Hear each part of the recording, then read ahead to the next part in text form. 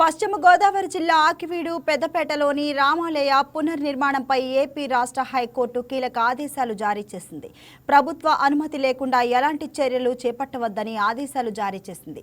కూల్చివేత కానీ నిర్మాణం కానీ ఏదైనా సరే ప్రభుత్వ అనుమతితోనే జరగాలని హైకోర్టు స్పష్టమైన ఆదేశాలిచ్చింది.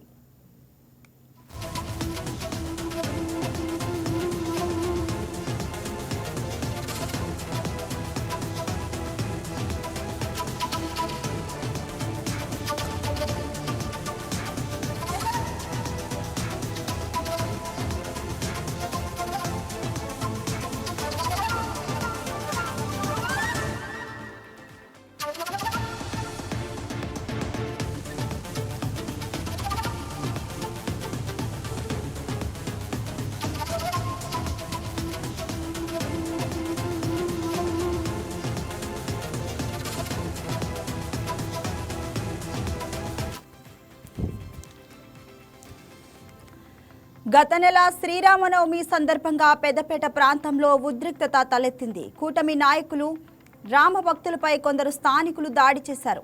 అంతకుముందు డిప్యూటీ స్పీకర్ రఘురామకృష్ణంరాజు ఆ గుడిని సందర్శించి రామాలయ పునరుద్ధరణకు ప్రకటన చేశారు.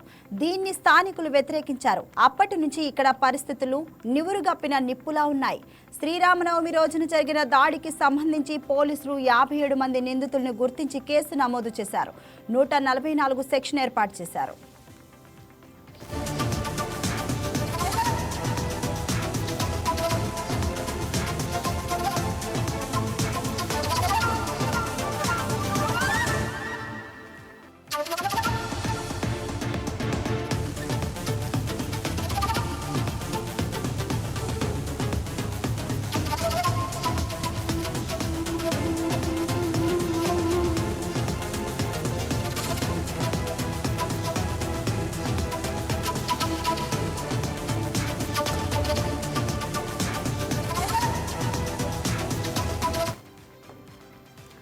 దాడుల ఘటనతో ఆకివీడు పెద్దపేట ప్రాంతంలో హై టెన్షన్ వాతావరణం కొనసాగుతుండగా ఇవాళ హైకోర్టు ఆలయ నిర్మాణంపై కీలక ఆదేశాలు ఇచ్చింది.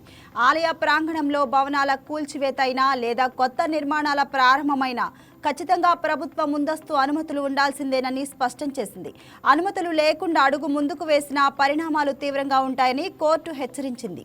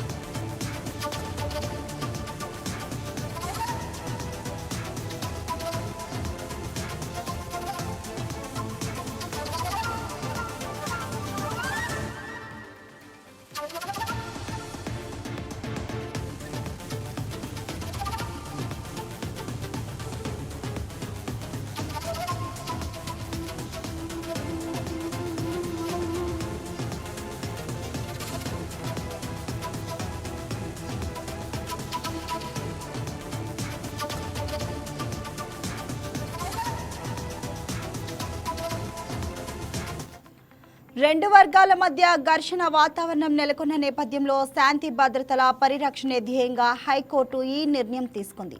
ప్రభుత్వ పర్యవేక్షణ లేకుండా అక్కడ ఎలాంటి పనులు చేపట్టరాదని, నిబంధనలు ఉల్లంఘించే వారిపై కఠిన చర్యలు తీసుకోవాలని అధికారులను ఆదేశించింది. కౌంటర్ దాఖలు చేయాలని ప్రభుత్వానికి ఆదేశించింది. తదుపరి విచారణ 4 వారాలకు వాయిదా వేసింది. దీంతో కోర్టు తాజా ఉత్తర్వులతో ఆకివీడిలో ప్రస్తుతం పరిస్థితి ఉత్కంఠభరితంగా మారింది. ఇరు వర్గాలు ఇప్పుడు తదుపరి అడుగు వేయాలంటే ప్రభుత్వ అనుమతుల కోసం వేచి చూడక తప్పని పరిస్థితి నెలకొంది.